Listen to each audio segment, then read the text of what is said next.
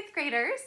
I have a biography book to share with you for Picture Book a Day. The title of this book is called Miss Mary Reporting, the true story of sports writer Mary Garber. And it is written by Sue Macy. It is a biography because it is not written by the person who it's about, which would be an autobiography. Instead, a biography, and it is shelved in our biography section of the library, biography and autobiography, which is numbered 921. And all of the autobiographies and biographies are organized by the last name of who they're about. So for this particular book about Mary Garber, the call number is 921, G-A-R for Garber. We have hundreds of awesome biography and autobiography books in our Glacier Edge library. You'll have to check some of them out if you're interested in learning about real people and their lives. And this one is really fascinating. A great read, Miss Mary Reporting. And we thank the publishing company of this book, Simon & Schuster Books. For young readers, we thank them for letting us read and record this book in its entirety. Mary Garber was a tiny bit of a girl, but that didn't stop her from playing football with the boys, tackle football. Over rough and rocky ground, she called her team the Buena Vista Devils, or the BVDs, and of course, she was the quarterback. It seemed that Mary was born loving sports. Her younger sister, Neely, thought their father helped to feed Mary's interest. Not having a son, he'd take us to football games and other things, she said. As they watched, he taught his daughters the rules. He felt if you were a spectator, you ought to know what you were spectating, Neely said.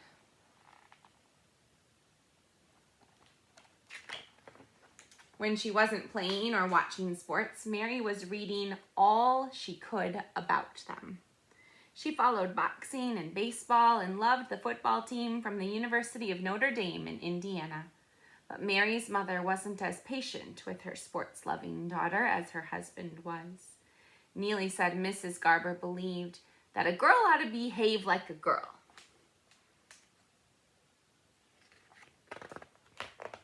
Not that Mary's behavior surprised her mom. She was used to her middle daughter's independent streak. When Mary was 8 years old, her family moved from New Jersey to North Carolina. Mrs. Garber insisted that her 3 girls write letters to their grandparents back in the Garden State.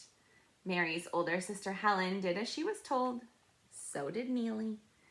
But Mary thought letters were boring, so she created a newspaper.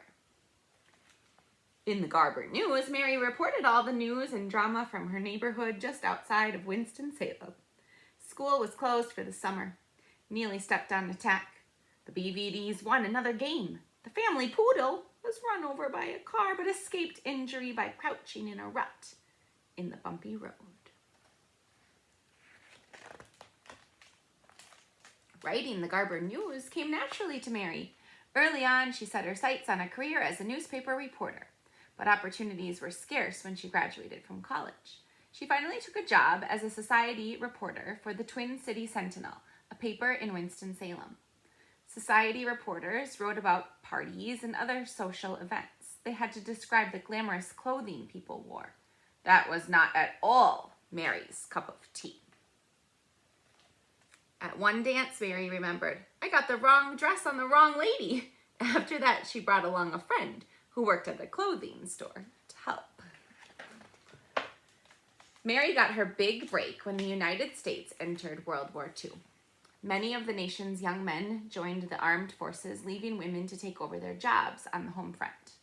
After the Sentinel's last sports writer joined the Navy in 1944, the editor put Mary in charge. She kept the sports pages filled until the war was over. It wasn't easy, especially at the beginning. When Mary went to cover her first college football game, she found that there were no programs identifying the players. How could she describe the action if she didn't know who was making the plays? I was just desperate, she later remembered. I didn't know what I was going to do. Fortunately, a spectator saw her helpless expression and volunteered to sit with her and tell her who was who. I couldn't have done it if it hadn't been for him, she said. He really saved my skin.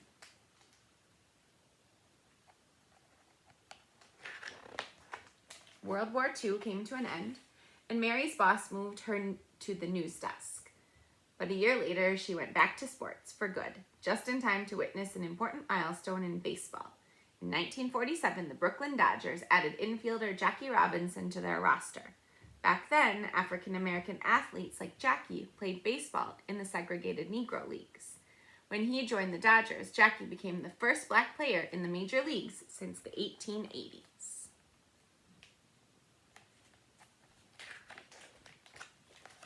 In August 1947, Mary traveled to Brooklyn, New York to watch the first-place Dodgers play 3 games against the Boston Braves. She was particularly impressed by Jackie's skill at bunting, tapping the ball lightly for a base hit. Last Wednesday, he laid down a perfect bunt along the third base line, she told her readers. And when Boston pitcher Johnny Sain threw wild to first, Robinson legged it all the way around to third. Jackie became a role model for Mary. She was inspired by his quiet dignity in the face of taunts and jeers from people who couldn't accept a black man in the major leagues. There's no getting around the fact that Robinson met these challenging days with maturity and courage. She would write in 1956, "It takes guts to keep your mouth shut and walk away. It is against every normal reaction of human behavior, but Robinson did it." Mary had to endure her own share of slights and struggles. The trouble started in the press box, the area of a stadium or arena where reporters watch sports events. In the 1940s, women were banned from the press box at college football games. Mary was forced to sit with the coaches' wives until her editor complained. Even after she was allowed in, Mary had to wear the football writer's official press badge, which proclaimed, "Press box. Women and children not admitted."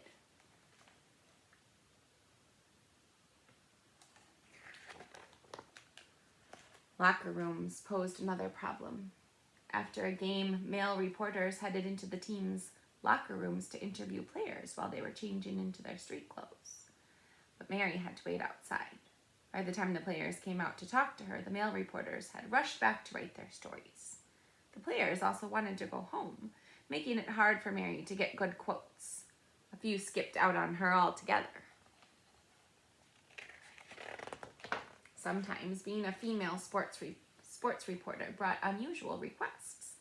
For example, a high school basketball coach once asked Mary to sew up a tear in a young man's uniform. Although she was far from a whiz with a needle and thread, Mary agreed to give it a try.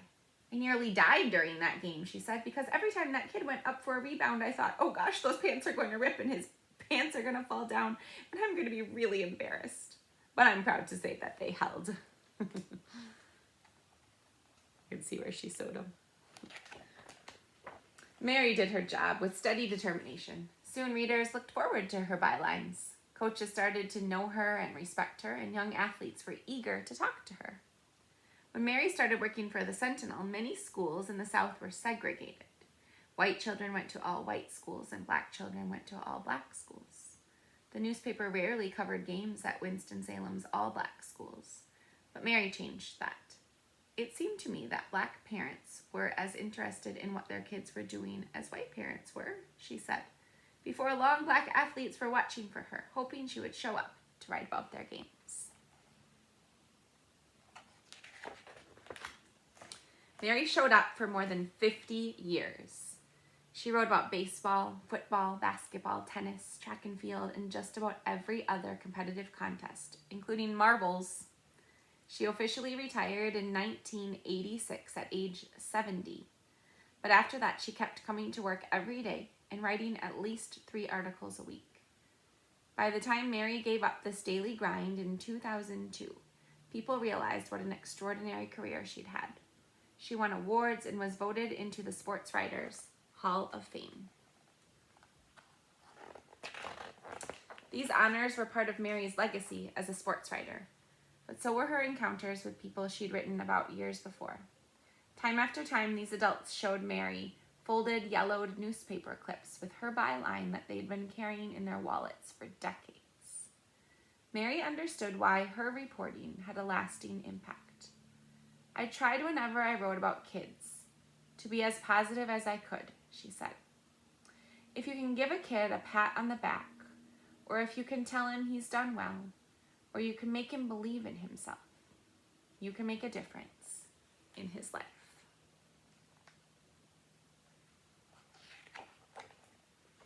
Mary also made a difference in the lives of the women who followed in her footsteps. Ashley McGeechee-Fox, who covers the National Football League for ESPN.com, was an 8-year-old tennis player in Winston-Salem when Mary wrote an article about her. Years later, Mary was her role model as Ashley pursued her own career as a sports writer. Ashley said, "I remember thinking, if this petite lady in granny glasses can stand up to an angry coach, why can't I?"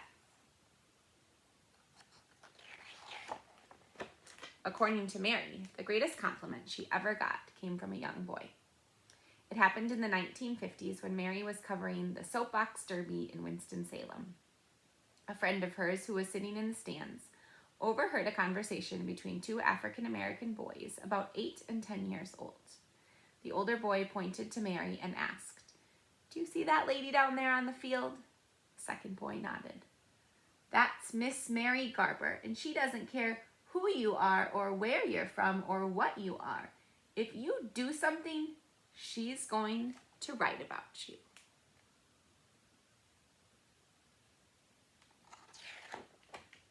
That's the end of the story. And I'll also share with you the author's note in the back, which is quite good. Here's a real photograph of Mary Garber reporting from the press box in the 1940s that the author shares. And this is her author's note. Mary Garber didn't set out to change the world, but change it she did. By reporting on athletic events at Black high schools and colleges, she helped bring equality to the sports sections of mainstream Southern newspapers and by extension to the newspapers themselves. And merely by doing her job, she jump-started the efforts of female sports reporters to gain equal footing with males. Mary often gave credit to her sister Neely for making it possible for her to live her dream. Mary resided with Neely in their childhood home until the last year of her life. Neely kept things running on the home front after their father died in the 1950s and their mother in the 1980s. Newspapers were in their heyday when Mary was covering sports. She started decades before the internet made instantaneous scores and highlights available as they are today. Fans might find some local sports news on the radio or TV, but they depended on their hometown papers for write-ups of every local contest, along with photographs and athlete profiles.